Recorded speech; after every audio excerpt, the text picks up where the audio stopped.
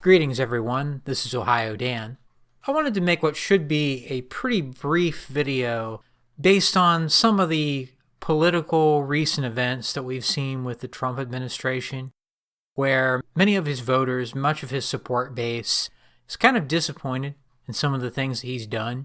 And I'm not going to go on any sort of rant about how you should or shouldn't like Trump or you should have not voted for him or anything like that.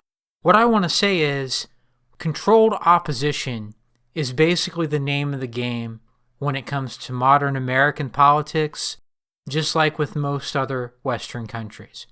Let's be honest, the system is not designed for any sort of serious reforms or any major changes in policy. And you can think, again, that Trump in certain ways is trying to upend that he's trying to drain the swamp and whatnot, but it's really not changing anything about our educational institutions for the most part. It's still staffed mostly by leftists, the mainstream media that is losing some of its control over the narrative when it comes to the news, but still has quite a lot of power, is still part of the establishment left. Or you could just say the establishment in general, because again, you look at most Republicans, they are indeed controlled opposition.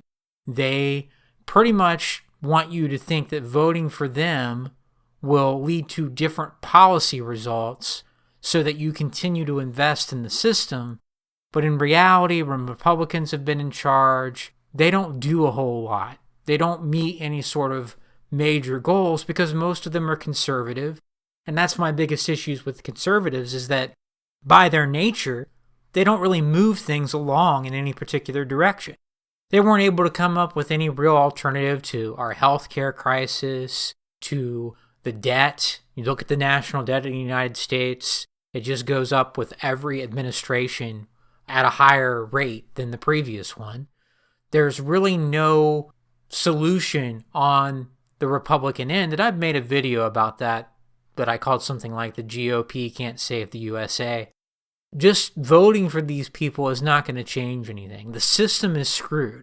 And now that Trump is in office, yes, he is trying to crack down on illegal immigration, but what is he really accomplishing by certain things he's doing? Is ICE being in Minneapolis going to change the nature of Minneapolis being a shithole?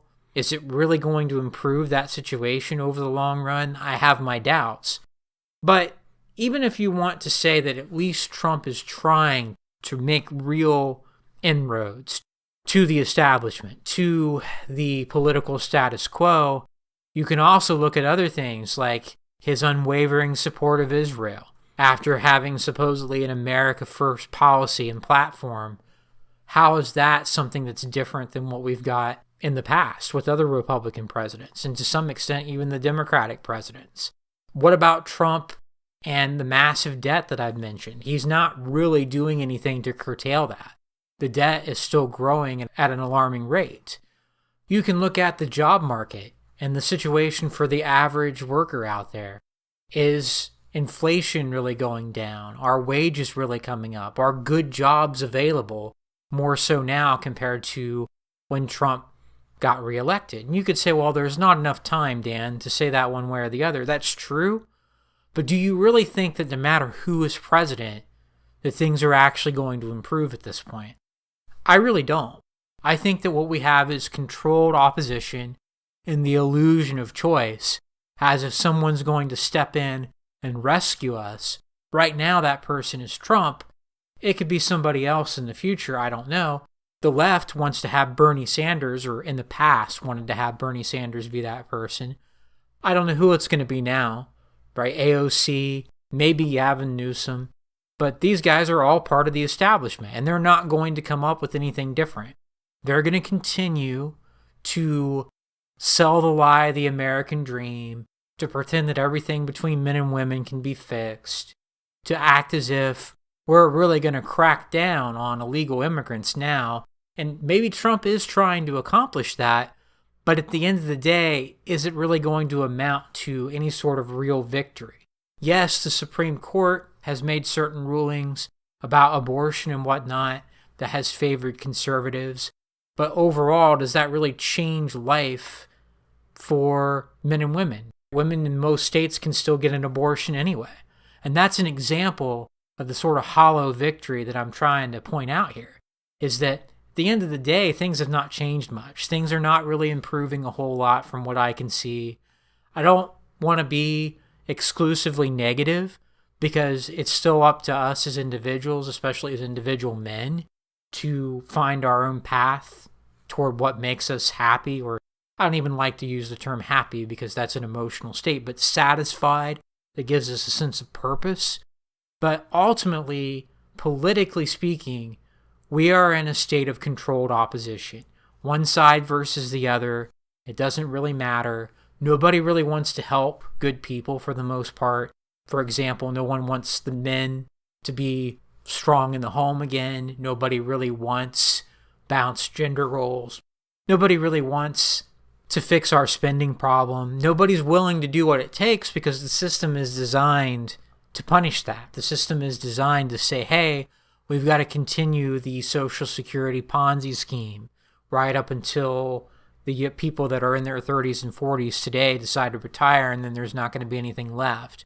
We need to continue to print money. We need to continue to essentially act as if we need to support Israel no matter what they do, because basically there's a political arrangement there, but it doesn't benefit the average people in this country, in the United States whatsoever.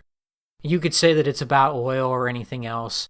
It doesn't really matter at this point to me. Like, there's no alternative that's going to be pushed through that is going to substantively change the way things are going overall in the United States or other Western countries. Now, people can feel free to disagree with that. I'm not saying that's an inevitable conclusion, but that's what I see. And so the point of this video is to not really get your hopes up the way that some people got their hopes up with Donald Trump, or any sort of policy that seems to go against so much of what has gone wrong in the United States and in the West in general. Conservatives, Republicans, other groups politically, they're not going to come up with a solution to really fix things in this system, in my opinion. The illegal immigration, the massive amount of debt, the unwillingness to acknowledge how hard life is, especially for really young men, but men in general today in this culture, in this country. This whole, you're expected to work your ass off for little to no gain and be happy for the privilege to do so. That's not going to go away. I don't think that's going to improve. And so it's up to us as individuals to find our own improvement, to seek out what's actually going to better ourselves and our situations in life. There's not going to be someone like Trump or anyone else on either side of the political aisle that's going to come along and change that, in my opinion. I don't think that this will improve with time. I think it'll get worse. I think our society is in terminal decline. And honestly, I think putting your faith in any sort of political solution to the problems that we're facing, or any sort of political figure to just come in and fix the problems that we have, I don't think that's realistic. And so I hope that people can learn from putting too much faith in Donald Trump fixing things, potentially, even if he has some minor victories. And you could argue that he's going to fix everything, but it's just not going to happen, in my opinion. It never was, because this controlled opposition was always in place. Now, I'm not talking about that in terms of an actual conspiracy. I mean, the system is just designed this way. So that would be my recommendation, I guess, is to not believe that there's going to be a political solution, that there's going to be a political figure that comes along that's going to solve our problems. United States, Canada, Australia, other Western countries, Western Europe. It's not going to work that way. The opposition is just going to sort of pretend to support something else, but if they're given power, they're not going to do much. And that's largely what I see going forward. Again, if we really wanted to get serious about some of these things, we greatly curtail our debt. We greatly reduce our support for Israel just doing whatever they want in their region of the world. We would have more of an objective, balanced, what's in it for us type of approach as a country in the United States and other Western nations as well. You would have massive support for some sort of movement that actually would lead to change, not just on the left, but also on the right. And you don't see that organization. So I don't think that it's going to happen. I don't think that things are going to improve based on a political solution. We're just going to get more controlled opposition, sanitizing everything to be politically palatable. And I don't think that there's a solution in terms of any real improvement that's going to take place on the macro scale. And I'm not suggesting that violence or overthrowing a country is going to be part of the solution either. It's not. So for people that want to misconstrue what I'm saying here, no, I don't think that's going to be helpful at all either. I think what's helpful is to focus on yourselves, as I've said in many other videos. Focus on yourselves and the people and the things that deserve to matter based on merit, and things overall in the United States, Canada, Australia, and other Western countries, they're going to go the way they go. But I don't think it's going to improve. I think we're on borrowed time or a limited scale of time in terms of how bad things will get before Western civilization pretty much collapses. But this idea of, well, if you just vote for this person or this party or support this movement, things are going to get better, I don't believe that. And I think it's healthier to just abandon trying to reform things at that level, to be honest.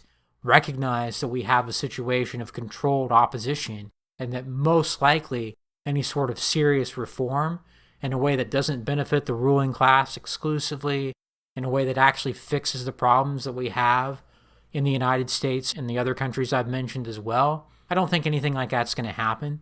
And instead, people are just going to continue to invest in a failing system, trying to find political solutions that don't exist, because controlled opposition is the main theme of what's taking place today. We're better off not trying to change things at that level and focusing on improving our own lives in a healthy way instead.